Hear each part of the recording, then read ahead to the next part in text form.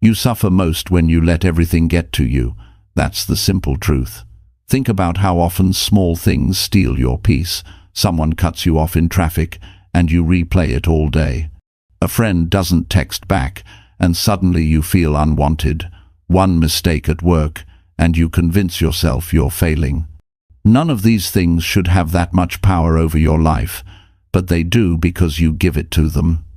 The title of this program says it clearly: How to Stop Letting Anything Affect You. This is not about ignoring problems or pretending life is easy. It's about building the strength to stay steady, no matter what comes your way. It's about training your mind to stop overreacting, stop taking everything personally, and stop carrying stress that isn't yours. If you've ever wished you could stay calm when life gets messy, if you've ever wanted peace that lasts, you are in the right place.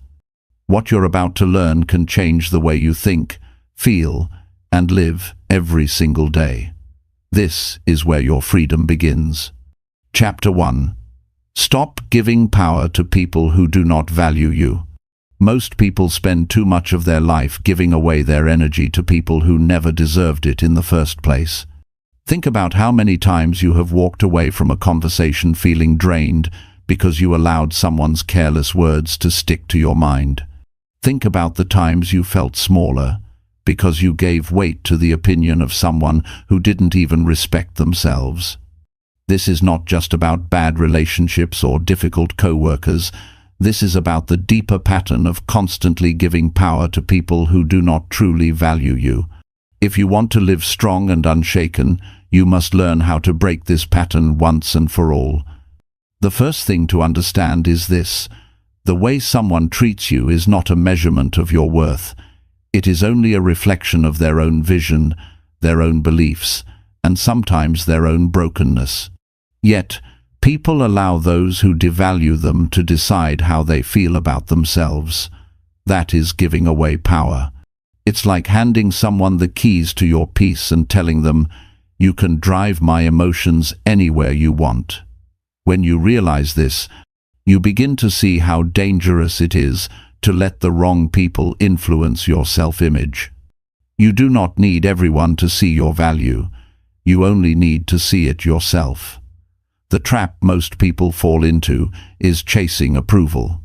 They change how they dress, how they speak, how they act, all to earn the validation of people who will never give it anyway.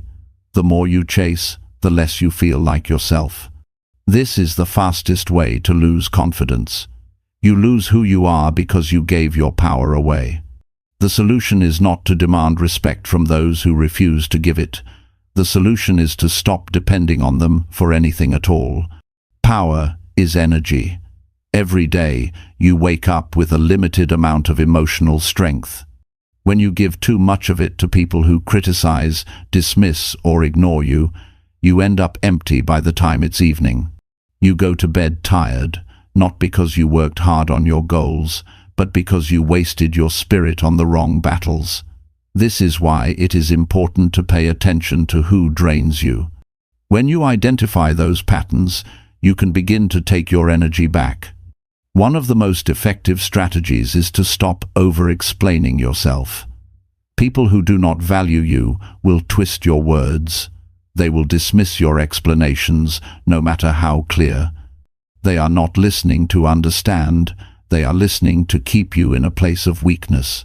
Every moment you spend trying to justify yourself to someone who has no respect for you is a moment of power lost. Instead of explaining, redirect that energy to action. Show through your life, not your words, that you know your value. Another key step is to set boundaries without apology. A boundary is simply saying, "This is what I allow, and this is what I don't." People who don't value you will often test those boundaries. They will push back because your limits interfere with their comfort. If you fold every time someone pushes, you are once again handing them power. But if you stand firm, even when it feels uncomfortable, you are teaching them that your peace is not for sale. Boundaries protect your mind from being ruled by someone else's disregard. It is also important to study your own behavior honestly. Sometimes people give away their power not because of others, but because of habits they have created. If you always need praise to feel worthy, you will cling to anyone who gives it, even if they don't value you. If you always avoid conflict, you will tolerate disrespect just to keep the peace, even though it is slowly destroying your confidence. Facing these patterns is uncomfortable, but growth requires honesty. The more you recognize where you surrender your strength, the easier it becomes to reclaim it. There is a common belief that if you are kind enough, patient enough, or generous enough, eventually people will learn to value you. But this belief keeps many trapped in relationships and environments that are unhealthy. The reality is, kindness cannot force respect, patience cannot create appreciation, generosity cannot guarantee loyalty. Waiting for someone to value you when they have already shown you they do not is another way of giving them control. You deserve to put that energy into yourself, into your future, into the people who actually recognize your worth. When you stop giving power to people who do not value you, you will notice a shift in your emotions. Suddenly, their opinions no longer decide your mood. Their words no longer replay in your head at night. Their absence of appreciation no longer defines how you see your efforts. You begin to live lighter, freer, stronger. And the interesting thing is, the less you depend on their approval, the more you start to attract people who truly value you. Why? Because confidence is magnetic. Strength is attractive. People respect those who respect themselves. It is also important to understand the difference between rejection and redirection. When someone does not value you, it is not a sign that you are unworthy. It is a sign that your energy is meant to be placed elsewhere. Every time you stop pouring into a person who doesn't appreciate it, you create space for someone who will. This is why taking back your power is not just about protecting your peace. It is about opening the door to better relationships, better opportunities, and a better life. Think about how much more you could achieve if you stopped wasting energy on the wrong people. That energy could go into building your skills, creating stronger habits, improving your health, investing in your dreams. You could finally put your time into what matters most, instead of fighting battles that were never worth fighting. This is the real payoff of protecting your power. You don't just avoid negativity, you create the foundation for growth. Another important truth is this: not everyone will like you, and that is perfectly fine.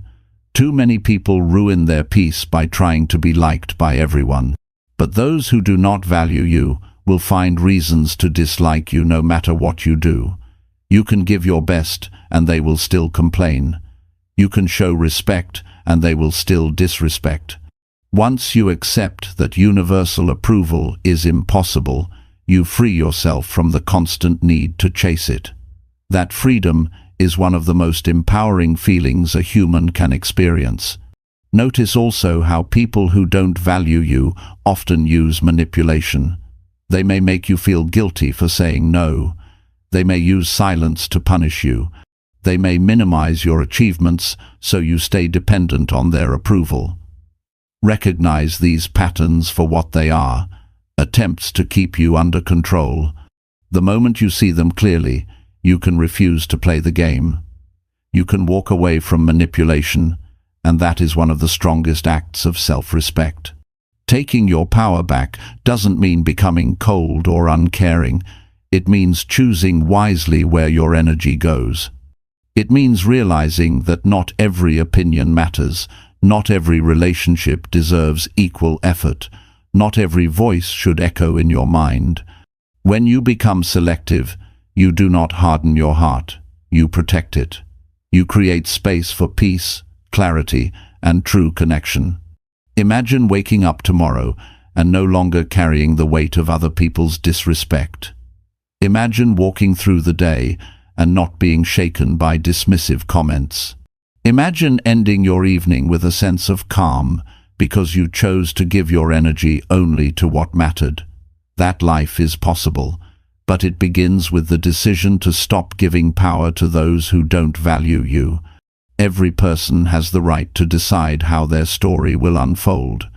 If you continue giving away your strength, you allow others to write your chapters. But if you take it back, you hold the pen in your own hand. You decide the tone of your life. You decide how strong you will be. You decide who gets access to your mind, your emotions, and your energy. That choice is yours, and no one else can make it for you. So today, begin the process of reclaiming what belongs to you. Value yourself enough to stop chasing those who do not care. Respect yourself enough to enforce boundaries. Believe in yourself enough to stop explaining your worth. Your life will transform the moment you take this step. Because when you stop giving power to people who do not value you, you no longer live as a prisoner of their opinion. You live free, strong, and unshakable. Chapter 2. Train your brain to pause before reacting to negativity. Every person has experienced a moment when negativity tried to pull them into a reaction they later regretted. Someone makes a harsh comment, and before you know it, words fly out of your mouth you wish you could take back. A problem shows up, and instead of handling it calmly, you lose your temper or spiral into frustration. These moments seem small, but they hold tremendous power over the quality of your life. The ability to pause before reacting to negativity is one of the strongest skills you can build. It changes the way you handle people, it changes the way you handle challenges, and it changes the way you handle yourself. When negativity comes at you, the natural instinct is to fight back, defend, or push against it. That instinct is wired into the brain for survival. But in today's world, most negativity is not life-threatening. It is words, attitudes, or situations that test your patience. If you train yourself to pause, you interrupt that old instinct and give yourself the space to choose a better response. That pause is not weakness. That pause is strength. It shows you are in charge of your mind, not a slave to your impulses. The pause allows you to see clearly what is happening. Someone criticizes you. In that instant, you can either react with anger or you can pause and ask yourself, does this person's opinion deserve my energy? A situation unfolds that feels unfair. You can either react with frustration or you can pause and ask, what can I control here? Without the pause, you are trapped in automatic reactions. With the pause, you create freedom. You no longer live at the mercy of negativity. To train your brain to pause, you must first build awareness. Negativity often strikes without warning, and the reaction happens so fast that you barely notice. The first practice is to start noticing your triggers. Pay attention to the moments when you feel that rush of emotion. Maybe it's when someone interrupts you. Maybe it's when you feel judged. Maybe it's when life throws unexpected obstacles at you. Identify these patterns, because when you know your triggers, you can prepare yourself for them. Next, practice breathing. It may sound simple, but the breath is one of the fastest ways to create space between stimulus and response. When negativity shows up, take one deep breath before you do anything. That single breath slows down your heart rate and signals to your mind that you are safe. It interrupts the automatic cycle of reaction. With time, this becomes second nature. You will feel the negativity rising, and instead of exploding, you will breathe, pause, and then choose how to move forward. Another strategy is to use questions to redirect your mind. When negativity strikes, instead of reacting immediately, ask yourself questions like, is this worth my peace? Or, will this matter tomorrow? Or, what outcome do I want from this situation? These questions force your brain to shift from reaction to reflection. They remind you that you are in control. Negativity loses its power when you stop feeding it with automatic responses. You must also practice patience with yourself. At first, you may fail often. You may still snap, still argue, still let negativity drag you down. But every time you catch yourself and remind yourself to pause, you are training your mind. Think of it like building muscle. One workout does not transform you, but consistent effort creates lasting change. Over time, the pause becomes natural. You will begin to notice that situations that once upset you no longer control you. People who once irritated you no longer have the same effect. It is equally important to understand that pausing does not mean ignoring problems. Some people mistake calmness for avoidance. But pausing is not about running away. It is about preparing yourself to deal with problems effectively. A calm response is not silence, it is strength. When you pause, you do not suppress your feelings. You manage them, you direct them. You decide how to use them. That is emotional intelligence in action. One of the biggest benefits of pausing is clarity. Negativity clouds the mind. When emotions are high, perspective is low. You cannot see the bigger picture when anger or fear takes over. But when you pause, the fog clears. You can see what matters and what does not. You can separate truth from exaggeration. You can focus on solutions instead of being lost in problems. This clarity helps you make better decisions, protect relationships, and maintain your own mental health. Think of the impact this has on your daily life. Imagine being able to walk away from arguments without feeling the need to have the last word. Imagine being able to hear criticism without letting it ruin your confidence. Imagine facing obstacles without losing your inner peace. These are not distant dreams, they are the natural results of training your brain to pause. Another part of this practice is learning not to take everything personally. Negativity is often a reflection of the other person, not you. Their bad mood, their frustration, their harsh words usually come from their own struggles. When you react instantly, you absorb their negativity.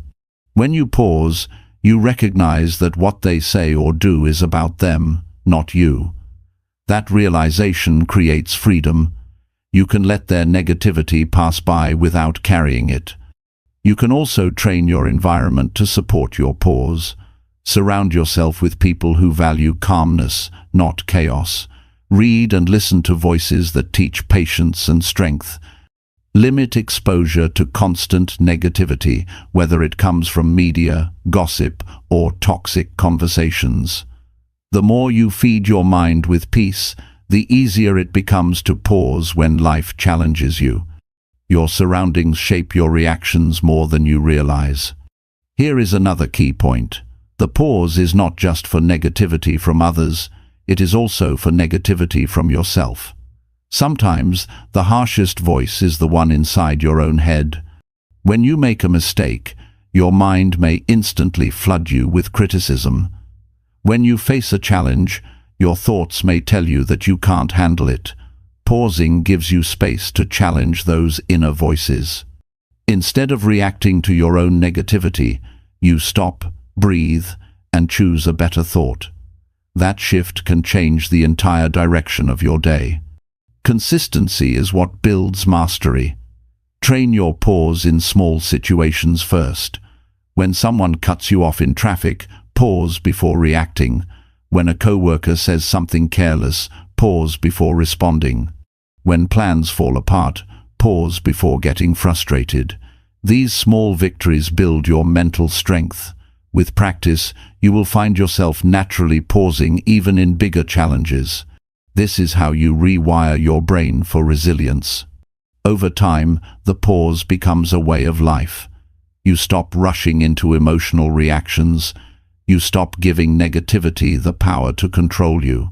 You move with intention, with clarity, with strength. People will notice the difference. They will see that you are not easily shaken.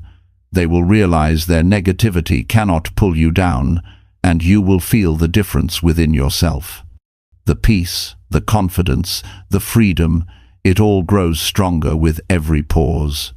The truth is, life will always bring negativity. You cannot control what others say or do.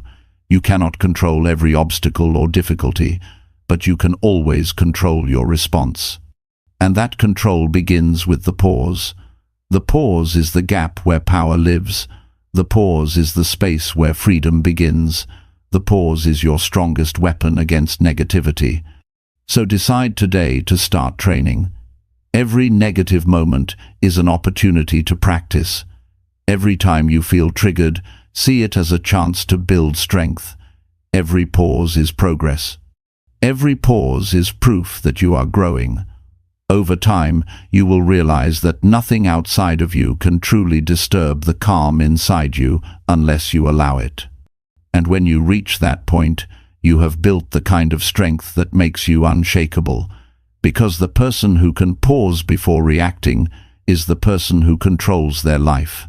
They are no longer a prisoner of moods, circumstances, or negativity. They are free, steady, and powerful. And that is the life you deserve to live. Chapter 3. Refuse to absorb stress that is not truly yours. Stress is one of the heaviest weights a person can carry, and the truth is that much of it does not even belong to us. Every day people absorb the tension, frustration, and pressure of others without even realizing it. A co-worker unloads their problems onto you, and suddenly you feel anxious though nothing in your own life has changed. A family member complains endlessly, and before long you are carrying their worries as if they were your own. Even scrolling through news or conversations online can fill you with stress that does not directly affect you.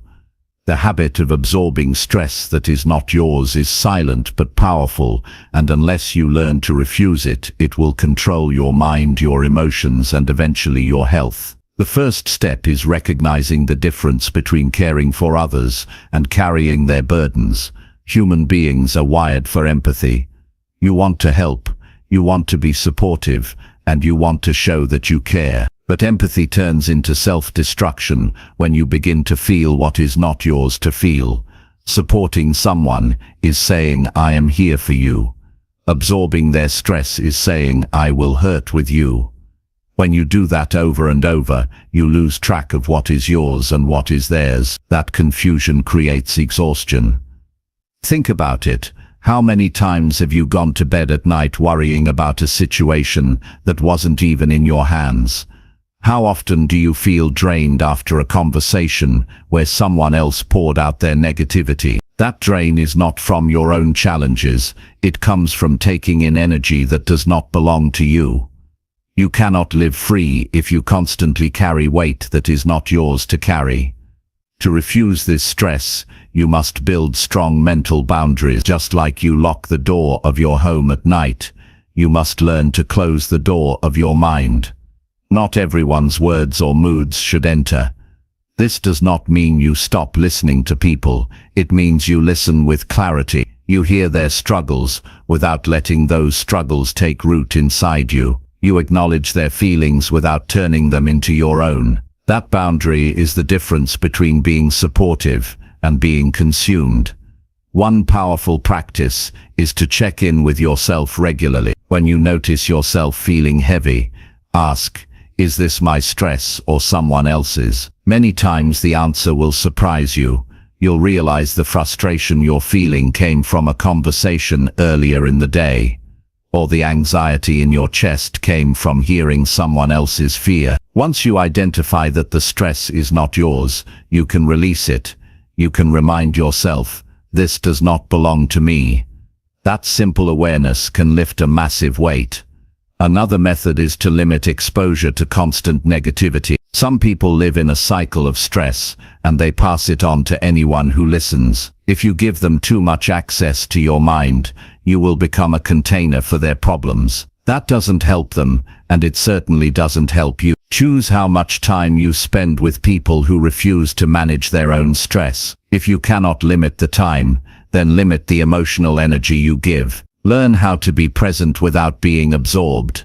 You can listen, but you do not need to internalize. It is also essential to manage how much information you consume. In today's world, stress travels fast through media, news and endless notifications. If you open your mind to everything, you will carry worries about events you cannot control on the other side of the world. Caring about the world is good, but carrying every crisis as if it were your personal responsibility is not. You must filter what you allow into your mental space. Otherwise you will drown in stress that never belonged to you in the first place. Refusing to absorb stress also means letting go of the need to fix everything. Many people feel responsible for solving other people's problems. They believe that if someone close to them is hurting, it is their job to take the pain away. But that is not always possible. You cannot live another person's life for them. You cannot walk their journey. What you can do is support, encourage and remind them of their strength. But you must stop believing that their stress must become your burden. Otherwise you end up weak. And when you are weak, you cannot truly help anyone. The discipline of separating what is yours from what is not takes time, but the rewards are enormous. Imagine how much lighter you would feel if you only carried your own strength. Imagine how much energy you would have left to pursue your goals, to enjoy your life, and to handle your responsibilities if you stopped picking up the problems of everyone around you. That freedom changes the way you live. A useful tool is vision. When you feel yourself absorbing someone else's stress, imagine placing an invisible shield around yourself. This shield does not block empathy or love. It only blocks unnecessary weight. It allows you to hear what someone says without letting their fear, anger, or anxiety enter into you. Practicing this visualizing can train your brain to naturally protect itself in stressful environments. It is also important to train your language. Words shape your emotions. When someone tells you about their problems, notice what you say to yourself afterward. Do you say, "Now I'm worried too"? Do you think this is going to affect me as well? Change that inner dialogue to something stronger, like, "I care for them, but this is not mine to carry." By speaking to yourself with clarity, you remind your brain to release stress that does not belong to you. You must also stop rewarding people who constantly pass their stress on to you. If you always absorb, always react, always take on their problems, you become their outlet. They will keep coming back because you keep taking it in. Instead, model calmness. Show them that you can listen without collapsing. Teach them through your behavior that problems can be faced without transferring the pain onto others. When you refuse to absorb, you break the cycle. Pay attention also to your body. Stress that is not yours shows up physically. You may feel tension in your shoulders after a conversation. You may notice a heavy feeling in your chest after hearing complaints. You may find your thoughts racing after being around negative people. These are signs that you absorbed something. When you notice these signs, pause, breathe, and release. Do not carry it forward into the rest of your day. Your body will thank you for creating that release. Another practice is to replace absorption with action. If you find yourself feeling stressed from someone else's burden, instead of sitting in that stress, take a constructive step. Encourage them, offer a resource, or set a small boundary. Action creates movement, while absorption creates stagnation. By acting, you stay in your own power instead of drowning in what belongs to someone else. The most powerful reminder is this: you are not responsible for the emotional state of every person you meet. You are responsible for how you manage your own state. When you take care of yourself, you show others what it looks like to live with strength. That example is more valuable than carrying their stress for them. People learn more from your calmness than from your exhaustion. Over time you will see the transformation. You will walk away from draining conversations, still feeling light. You will face chaotic environments without losing your center. You will offer help without being pulled under by someone else's storm. That is what it means to refuse stress that does not belong to you. You become someone who can stand in the middle of pressure and remain steady. This change does not happen overnight, but every time you notice, every time you protect your energy, every time you release what is not yours, you grow stronger. Eventually it becomes natural. You no longer absorb automatically. You filter, you protect, You stay balanced, and people will notice. They will see that you are unshaken by their negativity. They will feel the difference in your presence. This is not selfishness. This is strength. Selfishness is ignoring others completely. Strength is caring for others, while also protecting yourself. Strength is knowing where you end and where they begin. Strength is being able to love people without letting their chaos live inside you. That is the kind of strength that creates peace. So commit to this today. Make a decision that you will no longer take ownership of what does not belong to you. Decide that your mind is your sanctuary, and only what serves you can stay inside it. Choose to offer compassion without carrying unnecessary, and remember that every time you refuse to absorb stress that is not truly yours, you build a life where peace and clarity guide your every step. Chapter 4. Cut emotional ties to outcomes you cannot fully control. One of the hardest lessons in life is learning that no matter how much effort you put in, no matter how carefully you plan, and no matter how much heart you invest, outcomes are not fully in your control. You can give your best, but you cannot guarantee the result. You can speak with clarity, but you cannot decide how others will hear you. You can prepare for years, but circumstances outside your reach can still shape what happens. This truth is uncomfortable, but it is also liberating when you finally understand it. The suffering comes not from effort itself, but from being emotionally tied to the outcome you cannot command. If you want to stop letting things affect you, you must cut those ties and learn to focus on what is within your reach. Most people live with constant stress because they cling too tightly to results. They believe happiness will come only when things unfold exactly as they imagined. They set expectations for how a conversation should go, how a relationship should feel, how a career should progress, and when reality does not match the picture in their mind, they collapse inside. They feel defeated, disappointed, sometimes even broken. What they miss is that the outcome was never theirs to hold. The process, the effort, the action, those belong to you. The final result does not. You cannot control whether someone appreciates your hard work. You cannot control whether a job opportunity falls through. You cannot control whether someone responds with kindness or with rejection. And yet, people tie their self-worth, their peace, their energy to these things. The danger is that when the outcome doesn't match their hope, their confidence collapses. They see it as failure, when in truth it was just life playing out in ways beyond their reach. Cutting emotional ties to outcomes does not mean you stop caring, and it does not mean you stop trying. It means you learn to invest fully in the process, while letting go of the need to dictate the result. It means you learn to find fulfillment in your effort, not in the reaction of the world. When you understand this, you free yourself from endless cycles of disappointment. One of the greatest sources of inner peace is shifting your focus from outcome to action. Ask yourself, what can I actually control right now? You can control your attitude. You can control your preparation. You can control the effort you put in. These are yours and they are powerful. The rest, people's opinions, circumstances, unexpected events, are not yours. When you cut emotional ties to the pieces you cannot command, you give yourself space to stay balanced, no matter what happens.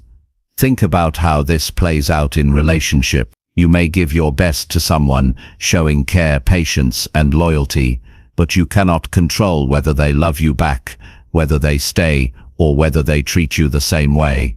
If your emotions are tied to their actions, you hand them control of your peace. But if your focus is on being true to yourself, on showing love without expecting to own the outcome, you stay strong regardless of what they choose. That strength is freedom. This same principle applies to work. You can prepare, study, put in long hours and sharpen your skills. That is your responsibility. But the promotion, the recognition, the applause, these are not guaranteed. If you tie your worth to them, you will live in constant frustration. If you tie your worth to your growth and discipline, you will always feel steady, even when outcomes take time or arrive in unexpected forms. The mind loves to create stories about how things should go. It writes a script in advance, and then clings to that script, but life rarely follows that exact script. The more you demand that it does, the more you suffer. Cutting emotional ties means accepting that life will often surprise you. Some surprises will feel painful, some will feel like blessings, but all of them are part of the reality you must face. If you stop fighting reality and instead focus on your response, you will find peace that others cannot shake. A practical way to begin cutting ties is to practice detachment. Detachment is not indifference, it is clarity. It is saying, I will give my full effort, but I will not let my happiness depend on the final result. It is saying, I care deeply about this, but I will not collapse if it turns out differently than I hoped. This mental shift allows you to move through life with strength instead of fragility. Notice how often your mind attaches to outcomes. You hope someone praises you, and when they don't, you feel invisible. You hope your plan goes smoothly, and when it doesn't, you feel frustrated. Each of these is an attachment. By observing them, you gain power over them.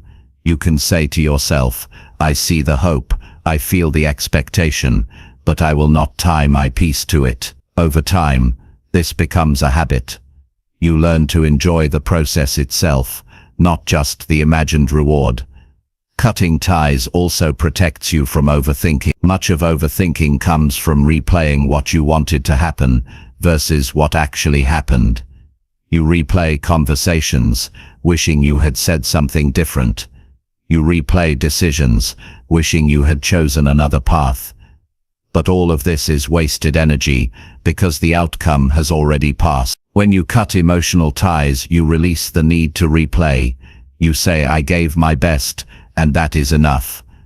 That mindset keeps your energy in the present, where it can actually create change. This practice requires courage. It is easier to live in the fantasy that you can control everything if you just try hard enough, but that fantasy only leads to exhaustion. Real courage is admitting, I cannot control everything, but I can control myself. That honesty builds resilience. It allows you to face setbacks without falling apart, because you no longer see them as personal failures. You see them as part of the larger flow of life, and you keep moving forward. Another powerful tool is gratitude. When you are grateful for the effort you gave, for the lessons you learned, and for the strength you built along the way, outcomes lose their grip on you.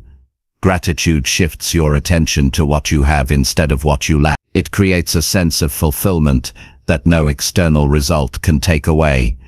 When you live in gratitude, even outcomes that do not match your hope can feel meaningful because they taught you something valuable. Think also about how much energy is wasted by worrying about future outcomes. People spend hours, days, sometimes years, stressing over what might happen. Most of those scenarios never even occur. By tying their emotions to imagined outcomes, they live in fear instead of in action. The cure is to bring your attention back to the present moment. Ask, what step can I take right now? That step is yours, the rest is not. And when you practice this, worry loses its power. Cutting emotional ties is not about lowering your standards. It is about raising your strength. You still aim high. You still dream big, you still set goals, but you do not let the result control your state of mind. You give your best, and then release. That release is not giving up, it is letting go of the illusion of control, and in that release, you find freedom. Imagine how much lighter your life would feel if you stopped carrying the pressure of outcomes you cannot command. Imagine being able to give your best to a project, and even if the recognition never comes, still feeling proud of your effort. Imagine loving someone deeply, and even if they do not return it, still standing firm in your own worth. Imagine pursuing a dream, and even if the path twists in ways you did not expect, still finding meaning in every step. That is what life looks like when you cut emotional ties to outcome. This is not easy, but it is necessary. The alternative is a life where every disappointment breaks you, every rejection crushes you, every twist of fate steals your peace. No one can live free under those conditions. But the moment you cut those ties, you take back your power. You are no longer tossed around by forces outside your reach. You are steady, you are grounded, you are in control of yourself. So the challenge is simple but powerful. Focus on what is yours and release the rest. Take ownership of your effort, your growth, your mindset. Release the need to own the outcome. That choice will give you a strength most people never discover. Because while the world is full of chaos, your inner world can remain calm. And when you live that way, nothing can truly affect you. Chapter 5. Break free from the trap of always taking things personally. Taking things personally is one of the fastest ways to lose peace of mind. It turns simple moments into heavy burdens. Someone doesn't smile at you and suddenly you feel rejected. A coworker forgets to acknowledge your effort and you feel invisible. A stranger makes a rude remark and you carry it for days as if it defines who you are. When you make everything about yourself, you hand over your happiness to the moods, words and actions of others. Breaking free from this trap is not about ignoring people. It's about learning to separate your identity from the way others behave. The reality is that most of the time, people's actions have very little to do with you. That rude driver on the road, they are probably stressed, late, or distracted. That colleague who seemed distant, they might be dealing with issues you know nothing about. That friend who cancelled plans, they may be struggling with their own priorities. But when you take it personally, you interpret all of it as proof that you are not good enough or not worthy of respect. You turn other people's behavior into evidence against yourself. That interpretation is what hurts, not the action itself. Breaking free begins with awareness. Start noticing when you feel offended or hurt. Pause and ask yourself, is this truly about me, or is this about them? 9 times out of 10, the behavior has more to do with their state of mind than with your value. By shifting your perspective in that moment, you stop letting someone else's behavior dictate your emotions. You reclaim the power to decide what matters. It's also important to examine why you take things personally in the first place. Often it comes from insecurity. When you doubt yourself, you look for external proof that confirms those doubts. If you secretly fear you are not good enough, every careless word feels like confirmation. If you worry that people don't respect you, every small slight feels like proof. When you build your self-worth from within, you no longer need constant approval to feel secure. Other people's opinions stop cutting so deep because you know your own value regardless of what they say or do. Another key to breaking free is to stop assuming the worst intentions. Many people jump to conclusions without evidence. Someone doesn't return a call right away and you think they're ignoring you. Someone doesn't compliment your work and you think they don't care. These assumptions feed unnecessary pain. Instead of assuming, choose to give people the benefit of the doubt. Replace "they must not value me" with "they might be busy or distracted." This shift in thinking saves you from carrying weight that was never yours to begin with. You also need to stop making yourself the center of every situation. People act based on their own history, beliefs, and emotions. Their world does not revolve around you, and neither should your interpretation of their actions. When someone is cold, it is usually about what they are going through, not about you. When someone criticizes, it often reflects their own frustrations, not your worth. The moment you stop making everything about yourself, you free yourself from constant disappointment. Detachment is another powerful practice. Detachment does not mean you stop caring. It means you care without clinging. You can listen to someone's opinion without needing it to define you. You can face criticism without letting it crush your confidence. You can see rejection without turning it into a story about your inadequacy. Detachment gives you the distance to see clearly. You begin to realize that people's words are only reflections of their perspective, not ultimate truths about you. Think about how many conflicts are born from taking things personally. A misunderstanding turns into an argument because someone assumed offense where none was intended. A friendship ends because one person misread the other's behavior. A workplace becomes toxic because people interpret neutral feedback as personal attacks. By breaking free from this habit, you prevent unnecessary conflicts. You create space for calmness, understanding, and growth instead of drama. Another strategy is to train yourself to ask better questions. When you feel hurt, instead of asking, "Why did they treat me this way?" ask, "What might they be going through, or what else could this mean?" These questions shift your focus away from blame and toward perspective. They remind you that people act from their own struggles, not because of your worth. Asking better questions changes your emotional reaction and gives you control over your peace. Remember also that not all criticism is an attack. Sometimes people offer feedback that can help you grow. But if you take it personally, you miss the lesson. Instead of hearing, "Here is a way you can improve," you hear, "You are not good enough." The ability to separate useful feedback from personal offense is a mark of maturity. It allows you to keep growing without being crushed by every opinion.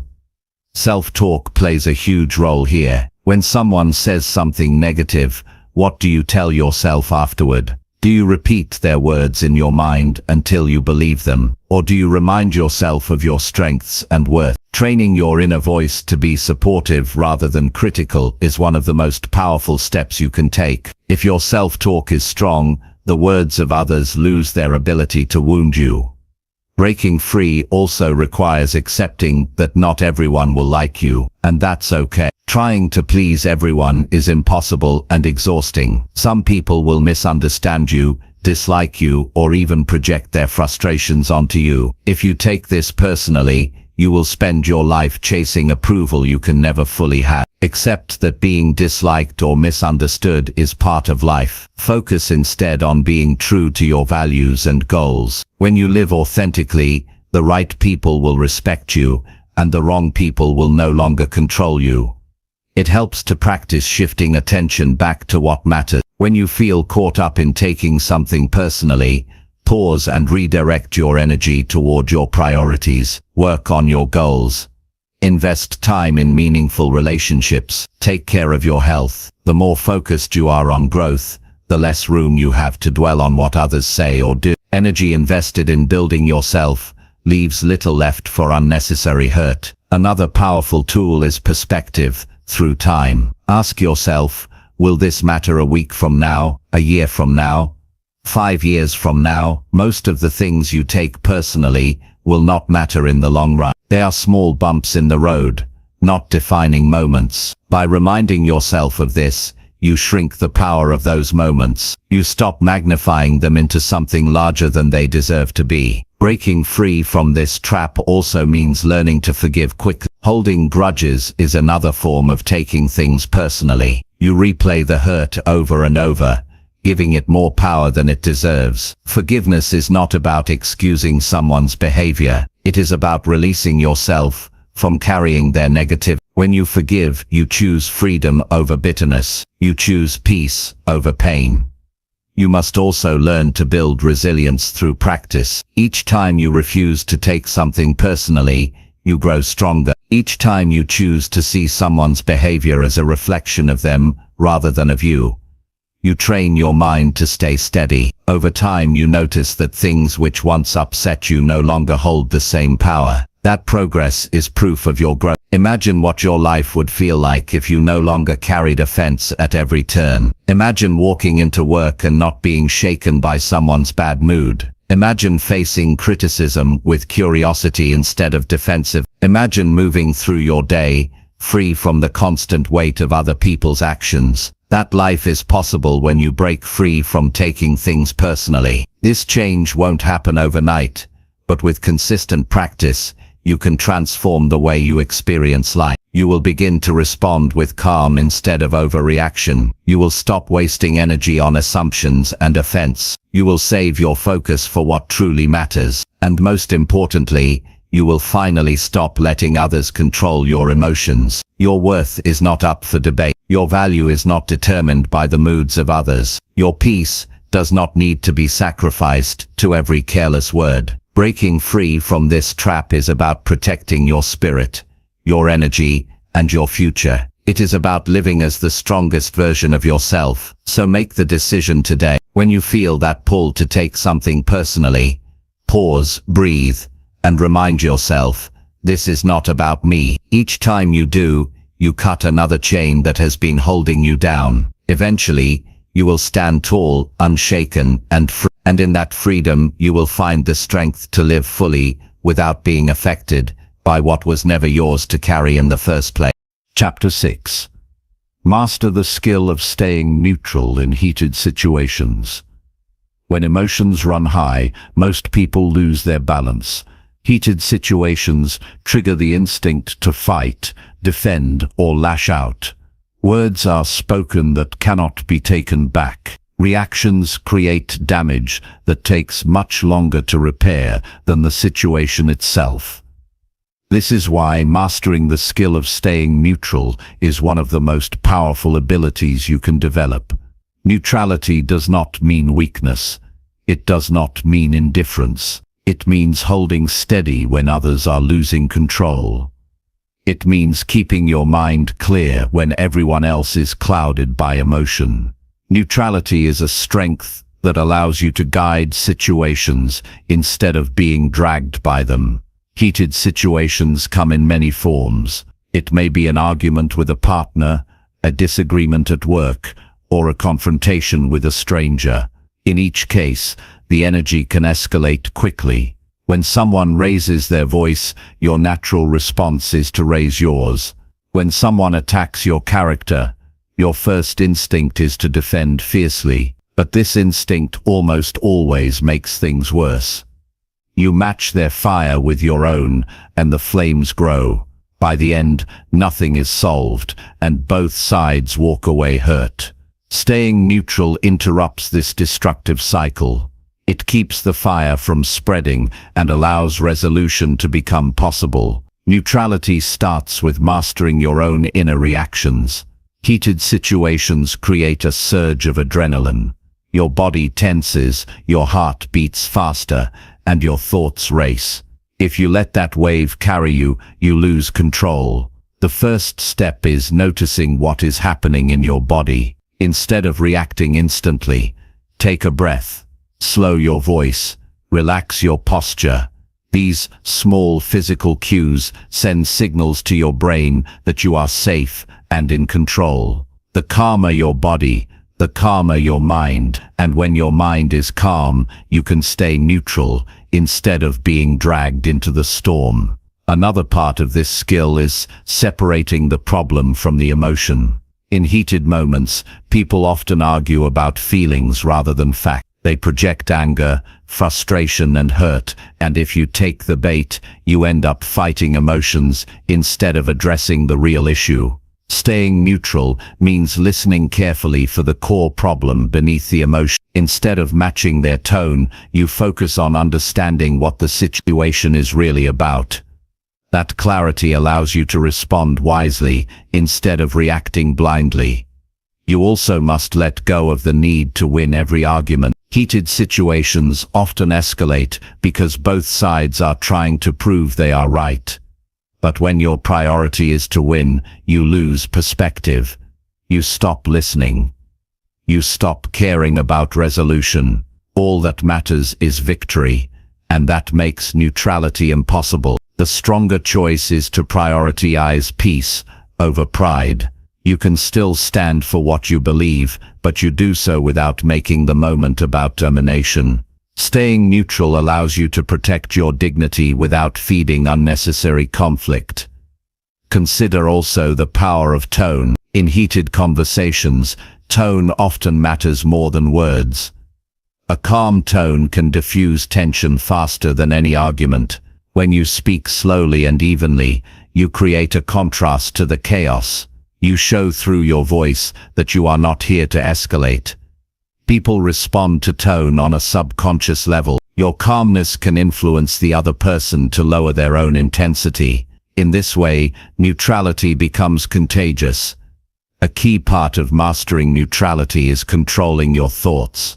Heated moments trigger negative interpretation. You may start telling yourself, "They don't respect me," or "They are against me." These thoughts fuel anger and make it harder to stay balanced. Instead, train yourself to think, "This is their emotion, not my identity," or "This is a challenge, not a threat." By reframing your inner dialogue, you prevent the negativity from entering your system. You give yourself the mental distance to remain steady. Staying neutral also requires resisting the temptation to mirror energy. When someone is aggressive, you want to be aggressive back. When someone is sarcastic, you want to match their sarcasm. But mirroring their energy only makes you a reflection of their chaos. True strength is choosing not to mirror. It is holding on to your own standard of behavior regardless of theirs. This is difficult, but transformative. Each time you refuse to match negativity, you reinforce your ability to stay neutral. Listening is another powerful tool. People escalate when they feel unheard. Sometimes staying neutral is as simple as giving them space to express themselves without interruption. You may not agree, but allowing them to speak can reduce their need to fight. By listening calmly, you send a message that you are not an enemy. You create an environment where resolution becomes possible instead of impossible. It is also important to choose your battles. Not every heated situation deserves your energy. Some arguments are not worth your peace. When you learn to identify which situations truly matter and which do not, neutrality becomes easier. You no longer waste energy on trivial fights. You save your strength for what truly requires it. This selective engagement is a sign of maturity. It shows that you are no longer controlled by every spark of conflict. Neutrality does not mean silence. Sometimes people confuse the two. Staying neutral does not mean you never speak up. It means you choose your words carefully. You express yourself with respect, even when the other person does not. You stand firm in your values without resorting to aggression. In this way, neutrality is active, not passive. It is a choice to communicate with strength instead of weakness. One of the deepest benefits of this skill is self-respect. When you look back on heated moments, regret often comes from realizing you lost control. You replay your words, your tone, your reactions, and wish you had handled it differently. By staying neutral, you prevent that regret. You walk away knowing you stayed true to yourself. That builds confidence and strengthens your self-image. Neutrality also preserves relationships. Heated moments can damage trust and create lasting wounds. Words spoken in anger cannot always be repaired, but when you stay neutral, you protect the bond. You create space for the relationship to recover instead of break. This does not mean you tolerate disrespect. It means you choose to handle it with strength instead of matching it with weakness. To train this skill, start with small moments. Practice staying neutral when someone cuts you off in traffic. Practice it when a cashier is rude. Practice it when minor inconveniences try to irritate you. These small exercises build the mental muscle you need for bigger situations. Over time, your ability to stay neutral grows automatic. You no longer fall into the trap of escalation. You become steady by default. You must also accept that neutrality is not about controlling the other person. You cannot decide how they will act. They may remain aggressive. They may refuse to calm down, but your strength lies in controlling yourself. Neutrality is about mastering your own state, not fixing theirs. The moment you internalize this, you stop being frustrated when others don't change. You focus only on your own response, and that alone is enough to protect your peace. Imagine the impact of living this way. Heated situations no longer drain you. Arguments no longer define your mood for the rest of the day. You walk into challenges confident that you can handle them without being shaken. People begin to respect you more because they see you cannot be easily provoked. Your reputation becomes one of strength, clarity, and composure. That is the power of neutrality.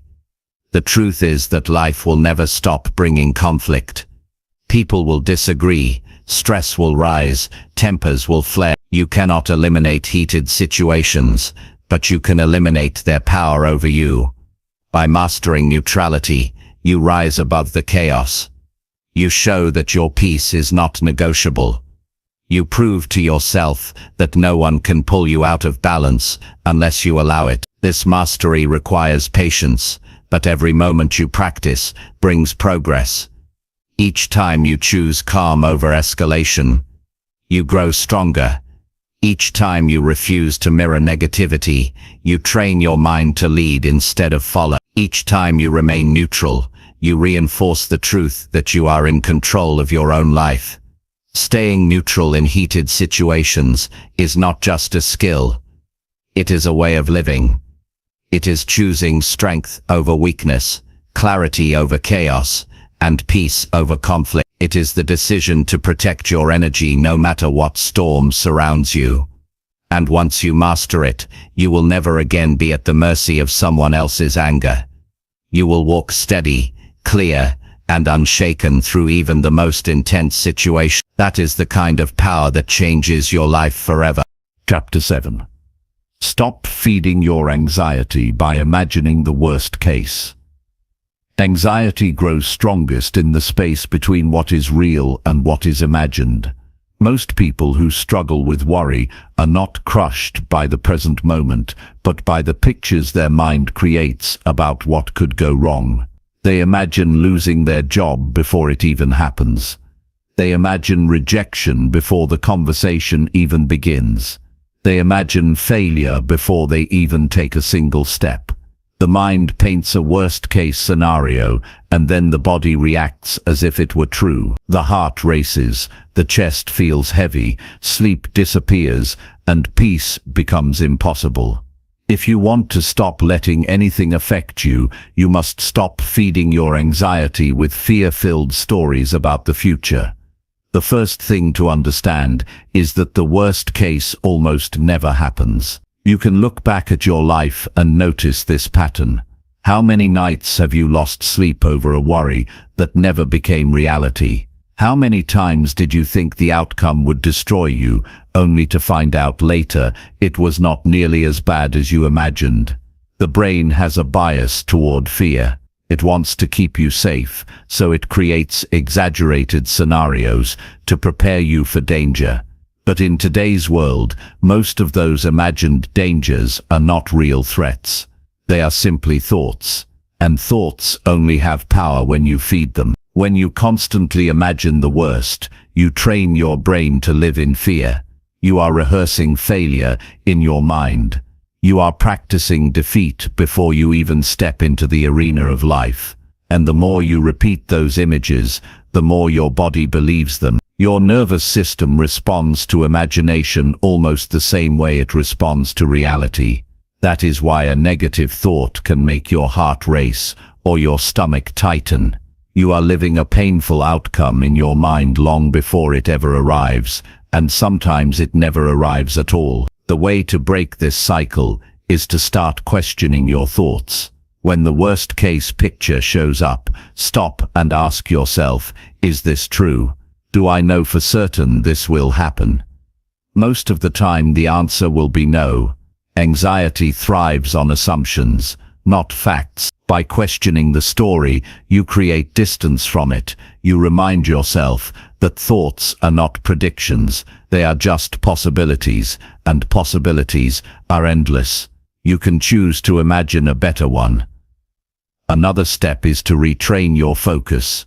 The mind can only hold one picture at a time. If you fill it with disaster, you feel fear. If you fill it with progress, you feel motivated. When you notice yourself imagining the worst, deliberately shift your attention to imagining a positive outcome instead.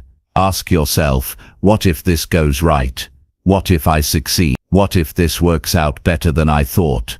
At first, this feels unnatural because fear is the brain's default. But the more you practice, the more natural it becomes to think in terms of possibility instead of catastrophe.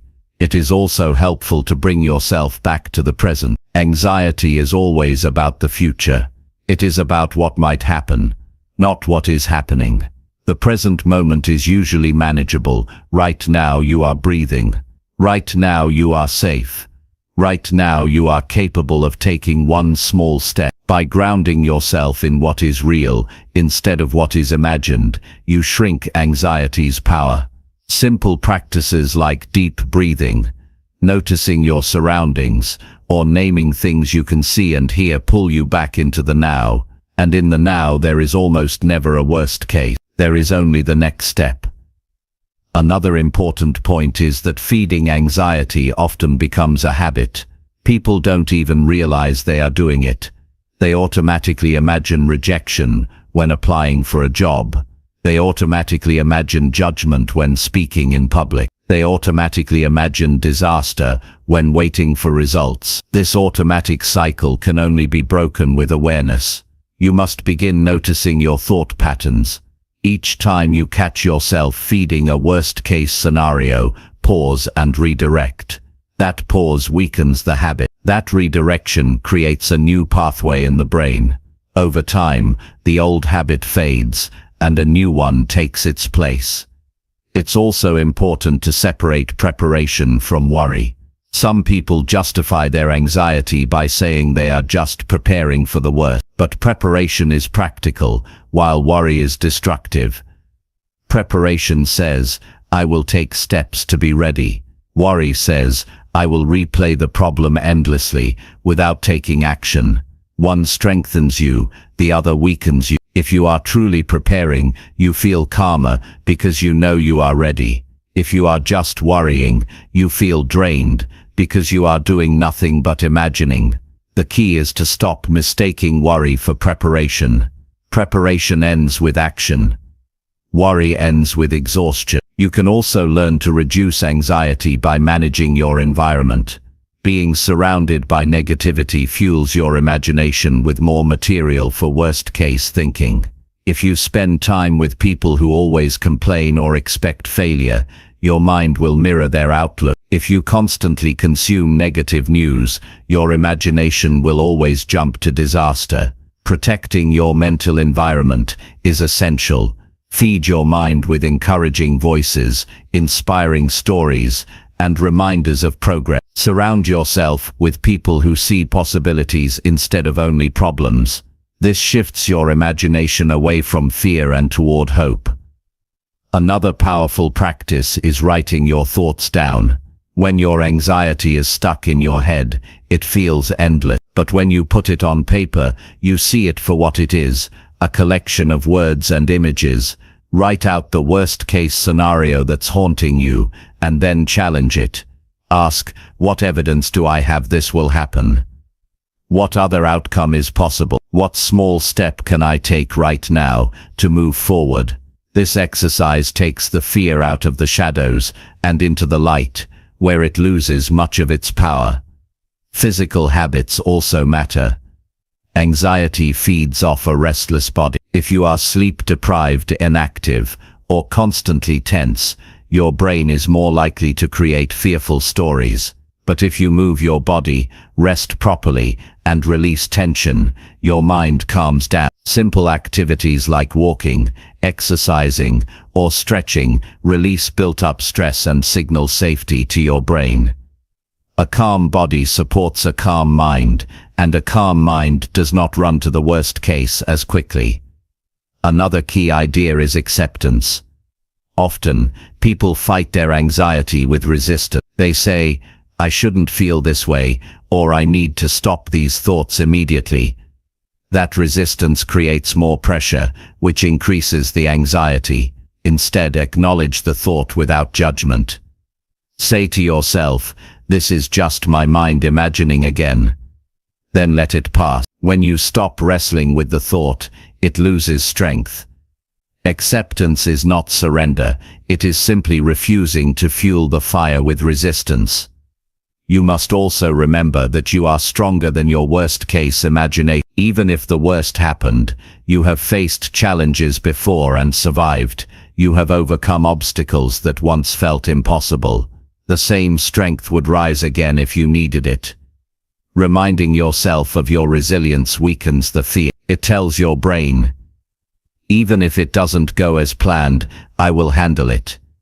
This belief takes away the power of worst-case thinking, because you no longer see it as the end, you see it as something you could overcome if needed. The freedom from anxiety comes not from eliminating every fearful thought, but from refusing to feed them. The thought may still appear, but you do not need to water it with attention. You do not need to rehearse it 1,000 times. You do not need to let it dictate your mood. You can let it come and let it go, and then direct your energy toward building something real. That is the practice of mastery. Imagine how different your life would feel if you no longer rehearsed failure every day. Imagine applying for opportunities with confidence instead of dread. Imagine facing conversations without carrying the weight of imagined rejection. Imagine walking into challenges believing in possibility instead of being crippled by fear. That life is not far away. It begins the moment you stop feeding your anxiety. Anxiety will always try to visit, but you decide whether it stays. It knocks on the door of your mind with worst-case pictures. If you keep inviting it in, it will take over your house. If you acknowledge it and then close the door, it passes by. This choice is yours every single day, and each time you choose not to feed it, you build a stronger, calmer and more resilient mind. The truth is, life is too short to live inside fears that never come true. The energy you waste on imagining disaster could be used to build dreams. The hours you spend replaying worst-case stories could be spent creating progress.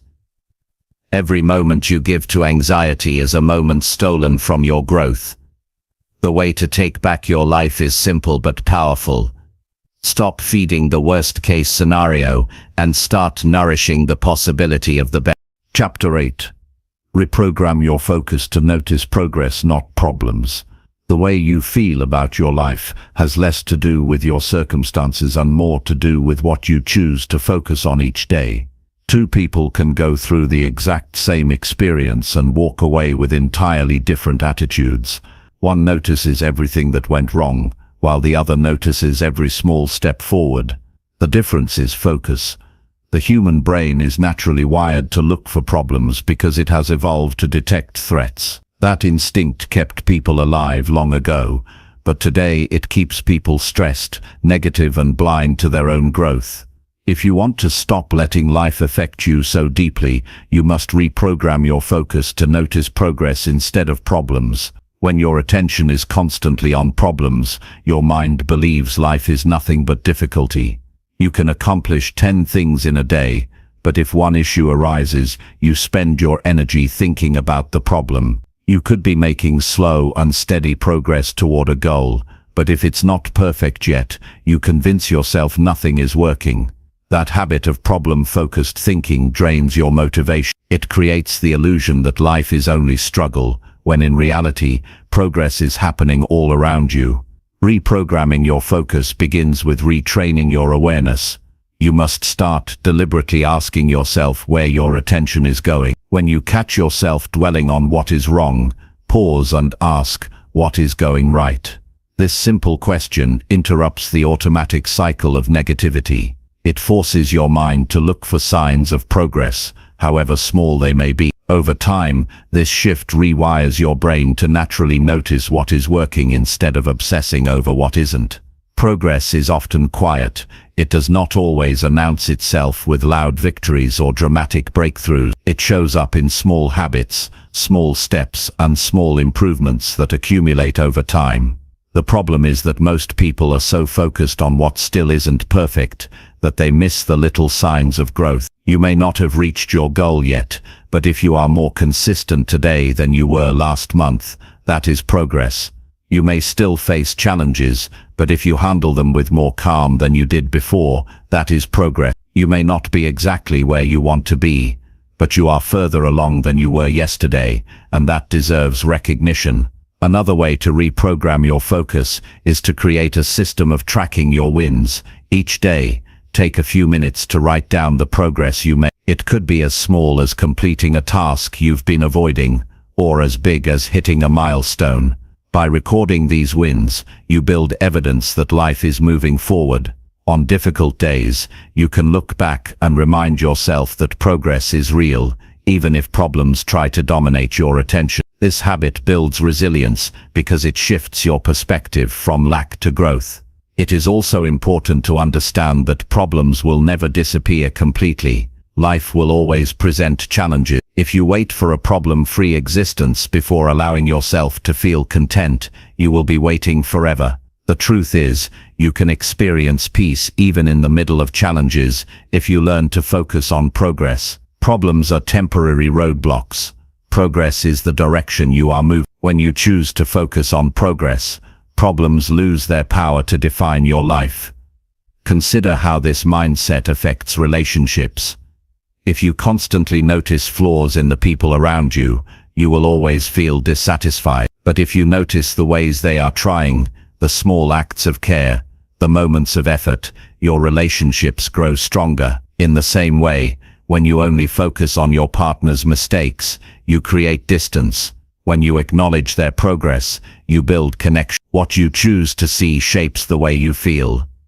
The same applies your own self-image. If you only focus on what you haven't achieved, you will always feel like a failure. But if you recognize the progress you have made, you build confidence. You shift from feeling inadequate to feeling capable. This is not about ignoring problems, but about balancing your perspective. Problems may exist, but so does progress. When you train yourself to notice it, your motivation increases, your mood improves, and your resilience strengthens. Reprogramming your focus also requires patience. Progress is not always fast. Sometimes growth is slow and subtle. If you are only looking for big leaps, you will miss the small steps that make them possible. Patience allows you to celebrate small victories without demanding immediate perfection. It reminds you that real change takes time, and every step counts. Another powerful practice is gratitude. Gratitude naturally shifts your focus toward progress, because it highlights what is already good. Each time you express gratitude for something, you remind your mind to notice the positive instead of the negative. This practice rewires your brain to scan your environment for what is working instead of what is broken. Over time, gratitude becomes a filter that helps you see growth and blessings even when life feels hard. It is also valuable to limit how much energy you spend on complaining. Complaining trains your brain to magnify problems. The more you talk about what's wrong, the more attention you give it, and the more dominant it becomes in your mind. Replace complaining with constructive thinking. Instead of repeating what is wrong, ask yourself what you can do next. This shifts your focus from problem obsession to solution orientation, which naturally aligns with progress. One of the deepest truths is that you find what you are looking for. If you look for problems, you will find them. If you look for progress, you will find. The world contains both at all times. Your experience depends on which you choose to focus on. This is why reprogramming your focus is not just a mental trick. It is a way of reshaping your entire life. By choosing to see progress, you create a reality where you feel encouraged, hopeful, and strong. To put this into practice, start small. At the end of each day, ask yourself, what did I do today that moved me forward? Write down the answers, no matter how small. Over weeks and months, you will build a long list of progress. That list will remind you that growth is happening even on days when problems try to steal the spotlight. With time, your brain will naturally shift toward noticing progress without you even trying. Imagine how much lighter your life would feel if you focused more on progress than problems. Imagine waking up each morning and remembering how far you've come instead of obsessing about how far you have to go. Imagine walking through challenges with the awareness that even small steps forward are victories. That is the power of reprogramming your focus. This shift does not mean problems disappear, but it does mean they no longer dominate your reality. You still address them when necessary, but they do not control your emotions. Your main attention is on growth, improvement, and movement. That is what gives you energy. That is what builds your strength. That is what makes you unshakable in the face of difficulty. Life will always offer you two choices: to dwell on what is wrong or to recognize what is right. Every day you make that choice, and that choice shapes your experience. The more you choose progress, the more empowered you feel. The more you choose progress, the more resilient you become. And the more you choose progress, the less anything outside of you can truly affect your peace. So train your mind to notice the small steps, celebrate the improvements, recognize the effort, honor the growth. When you make this your habit, problems shrink, progress shines, and your life transforms into a journey of steady, unstoppable growth. Chapter 9. Detach from daily noise by creating mental stillness daily. Everywhere you go, noise follows you. The constant buzz of conversations, the endless updates on your phone, the pressure of deadlines, the expectations of family, and the opinions of strangers all compete for your attention. Even when you try to rest, the mind replays unfinished tasks, past arguments, and imagined worries. It feels like the world never quiets down. But the real problem is not the external noise, it is the fact that most people never learn how to detach from it. They let it invade their minds until they are exhausted, distracted, and restless. If you want to protect your peace and stop letting everything affect you, you must create mental stillness every single day. Mental stillness is not about isolating yourself from the world or living without responsibility. It is about building an inner space that remains calm no matter how loud life becomes. It is the practice of saying, "The world may shout, but inside I will remain steady." This is not something that happens automatically. You must deliberately detach from the noise each day. Otherwise, your mind becomes a dumping ground for everything around you. The first step is to recognize the cost of constant noise. When your mind is filled with distractions, you lose clarity. You find it hard to focus on what truly matters because every thought is interrupted by another demand. You lose energy because noise drains your mental strength. You lose peace because you never give your brain the chance to settle. Living in noise all the time is like trying to see your reflection in water that is always stirred up.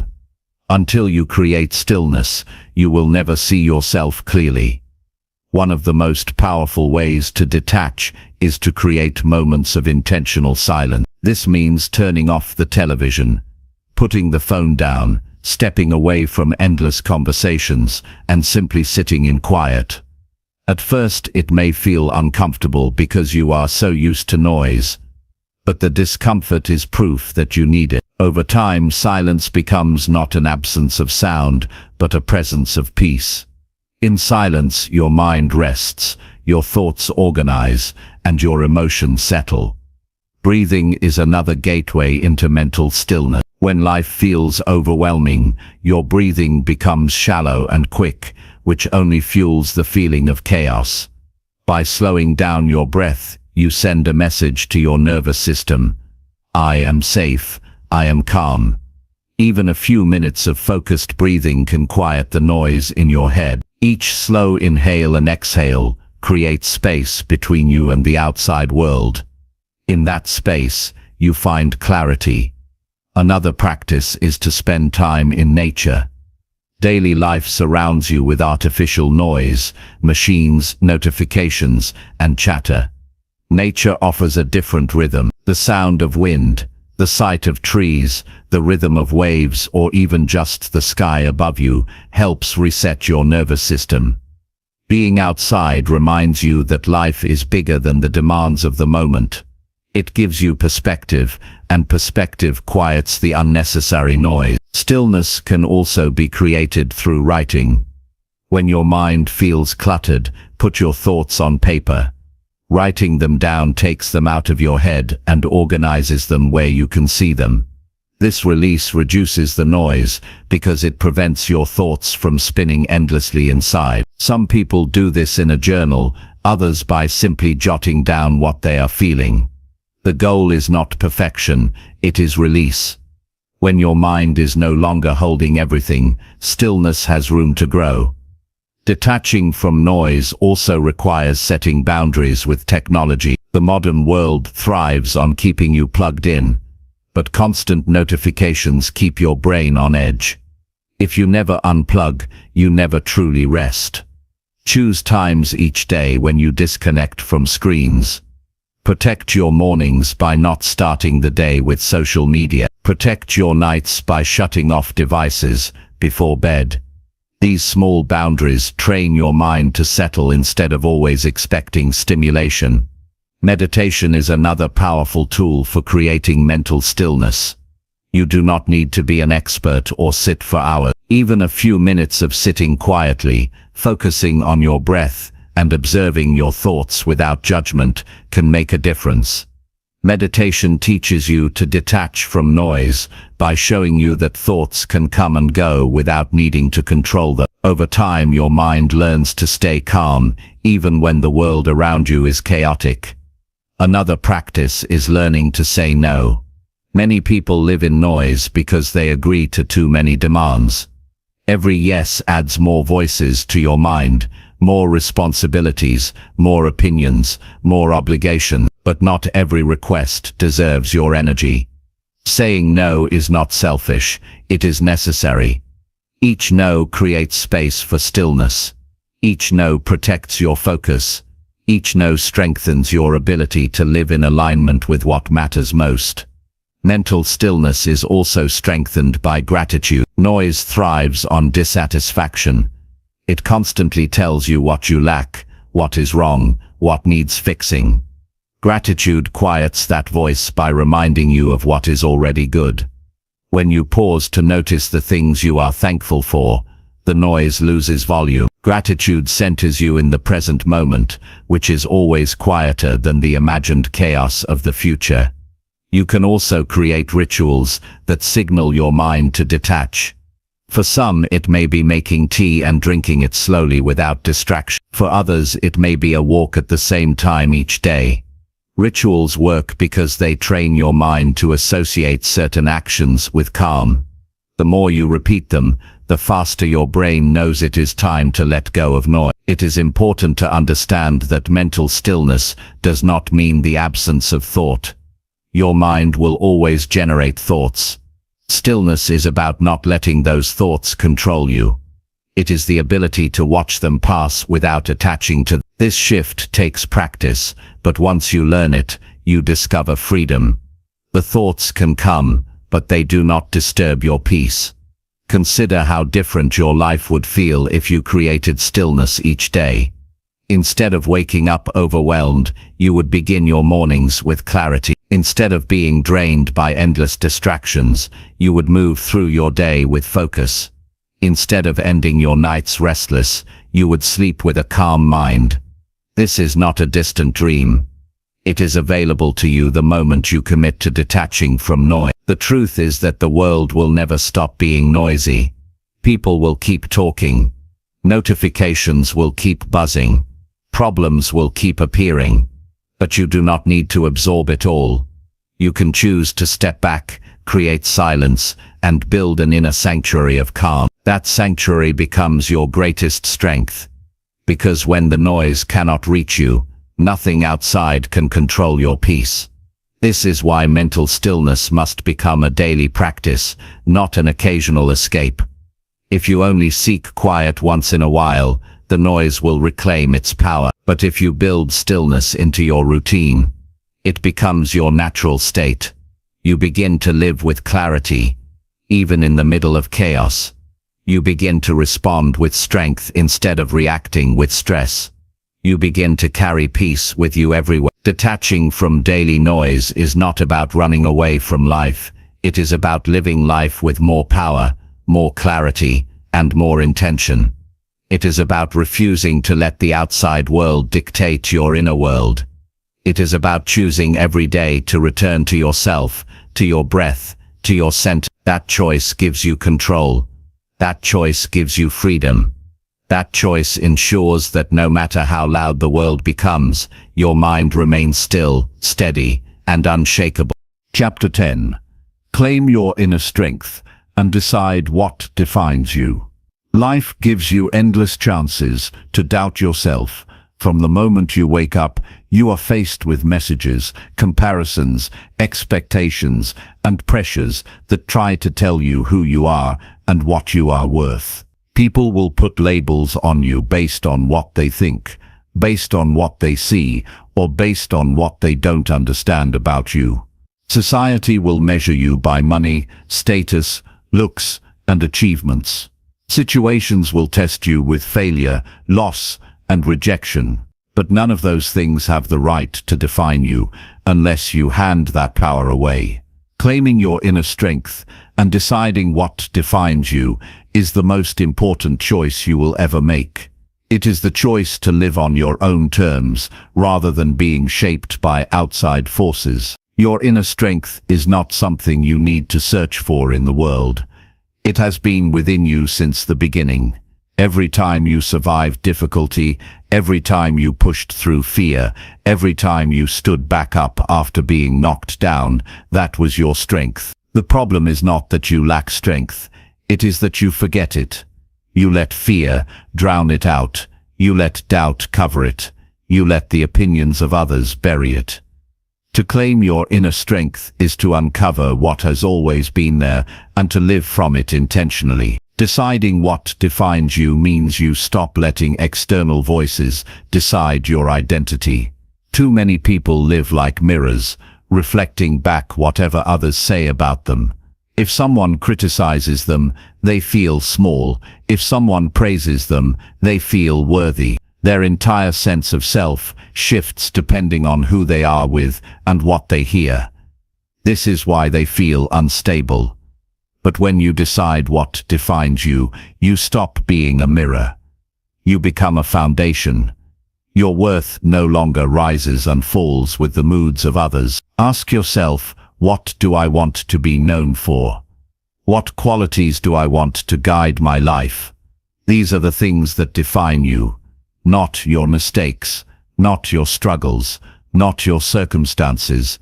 You may fail at a project, but failure does not define you unless you let it. You may go through hardship, but hardship does not define you unless you wear it like a label.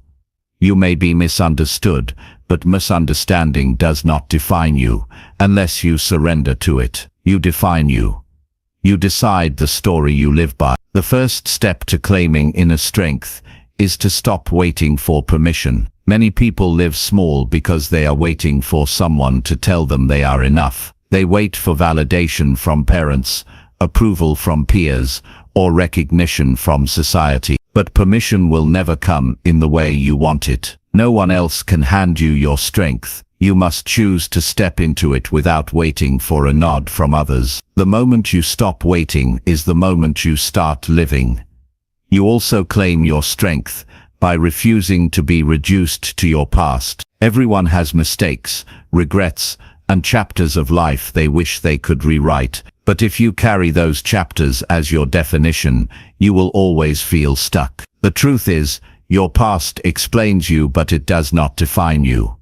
You are more than your worst moment. You are more than the opinions formed about you years ago. Claiming strength means deciding that your past is a teacher, not a prison. It shaped you, but it does not decide who you become. Another part of this process is embracing responsibility. Strength is not just about toughness, it is about ownership.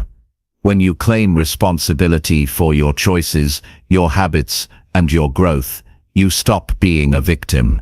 You stop blaming circumstances or people for where you are.